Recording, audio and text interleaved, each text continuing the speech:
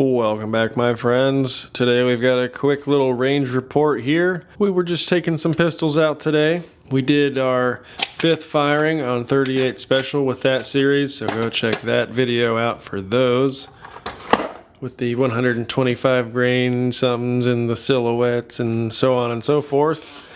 Oh, speaking of silhouette, I was testing a couple different loads in 9mm using silhouette. We were using 6.5 grains. We've got a 115 grain jacketed hollow point, and this is the cast 358-105 semi-wad cutter. And with my really soft alloy of range scrap and pure lead, they're almost 110 grains. So I used the same charge of 6.5 grains of silhouette for that one. And we loaded up a few and tested those out. So at 10 yards, here's my really crappy grouping with the, here we are, the jacketed hollow point. Very first shot was low, and I just kind of walked my way up into it and then threw one way down there somewhere in the mix. That was 10 or 11 shots. Yeah, I'm not very good, but you know, it functions the gun. I didn't see any pressure signs.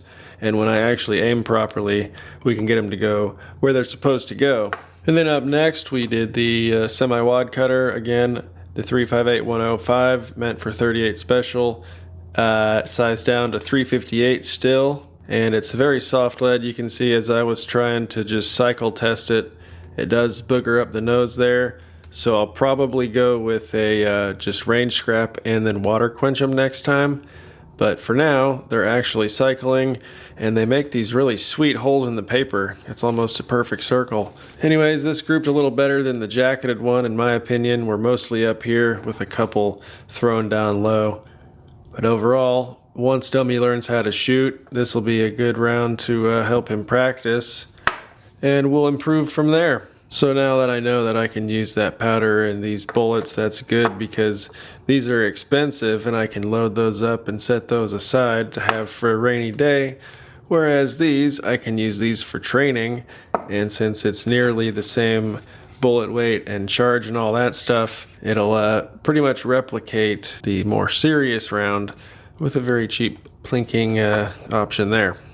As far as the brass, here were 10 of the jacketed hollow points, mixed nickel-plated stuff, mostly Winchester or Spear, I believe. There's a Hornady.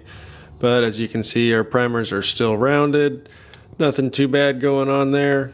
And everything ejected, you know, way over at 3 o'clock. Flew into outer space and out into the grass, so they were fun to track down. And then here's 5 that I know were from the semi-wad cutter. But then I just found these over the course of the day picking up. So 11 shots here and 10 shots here. These belong somewhere, but I know for sure that these belong with each group. So no pressure signs on our semi-wad cutters either. Those look great. And our brass is actually still really clean. So it did get a nice full seal, and we did get a nice full powder burn as well. Same thing with the jacketed bullets. Brass looks almost as clean as when we shot it. So cool, I've got a load for these we can play with. That's pretty much the maximum load from the Hodgdon data. I think it's maybe 2/10 off of max. But that should be good for training and practicing and all that fun stuff. So good deal there.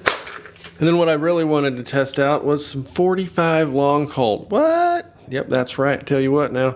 I've had this gun sitting in my safe for over a freaking year now. Finally got out to shooting it.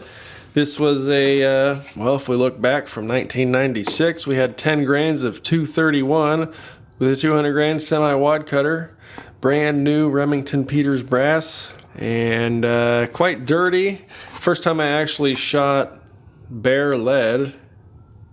So this crap was way dirtier than this beautiful powder coated stuff I'm used to.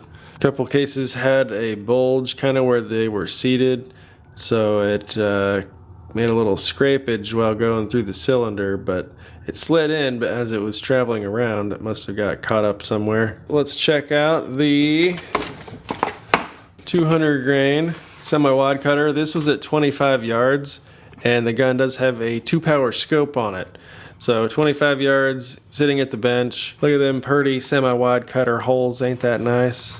But it went where I put them, I wasn't necessarily going for maximum accuracy or whatever. I was literally trying to empty this brass out so I can start reloading it. So I think that's pretty good at 25 yards for a handgun with bare lead and something that I've, never even really touched the gun before. So that's freaking awesome. Look at that. Unfortunately, no chronograph data. I shot that about a week or two ago. Whoopsie. But I could look up some data and, roughly guesstimate. But anyways, that's pretty good for me at 25 yards.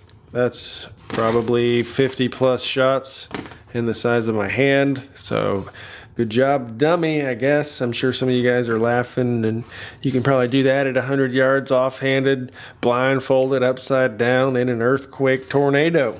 But I can't, so that's pretty good for me. These 5 actually down here were this big freaking honking like 300 grain or something. Obviously a different load. I shot those first, and those pieces of brass were fine. Again, the ones with the X's wouldn't chamber in the cylinder due to some kind of bulge or something like that. So those are going to get pulled and repurposed. But now, next on to our second load here. 2 55 grain semi-wad cutters with 10 grains of 231 as well. And this brass was, again, brand new, but it's been sitting around since the 90s, so pretty cool stuff. Again, bare lead, nice clean burn. I've never used 231 before, so that's pretty sweet. There was this one with the weird looking primer, but I'm not certain that it's actually pierced. I think it's just dirty. No splits on our brass. Everything was good there. And now I've got roughly 100 pieces or so of brass that I can start working and playing with, so that's freaking sweet.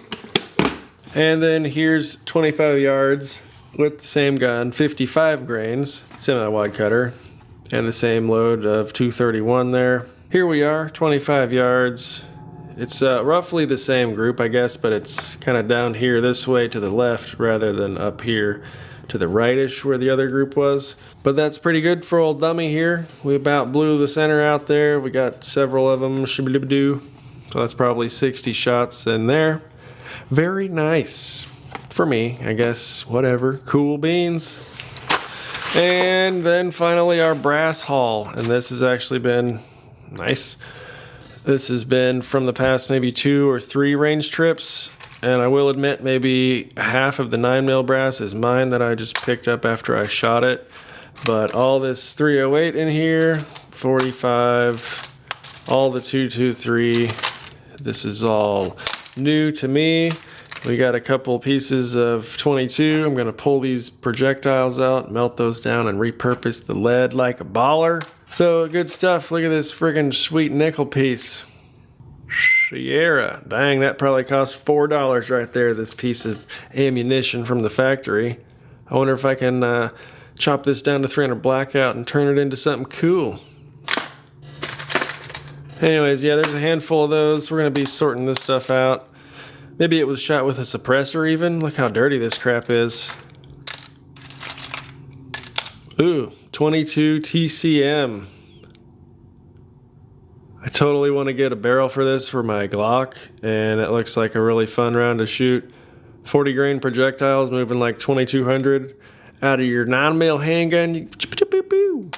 That sounds like a fun load to me. Here's some 30 carbine we found. Some 40 Smith & Wesson trying to swallow some 9mm. Yeah, there might have been some 30-06 or something else hiding in there, but... Oh wait, that's 6.5 Creedmoor. Aguila, 6.5 Creedmoor. I thought it was 308. Meh. We got this nice black piece of Browning, 40 Smith & Wesson. Gross. Anyways, there we go. Hauling stuff from the range. I got some lead a couple weeks back, but that's been since dumped into the mega bucket that needs processed. And I guess that's it for now. Thanks for hanging out, folks. We'll see you in the next video. Have a good one.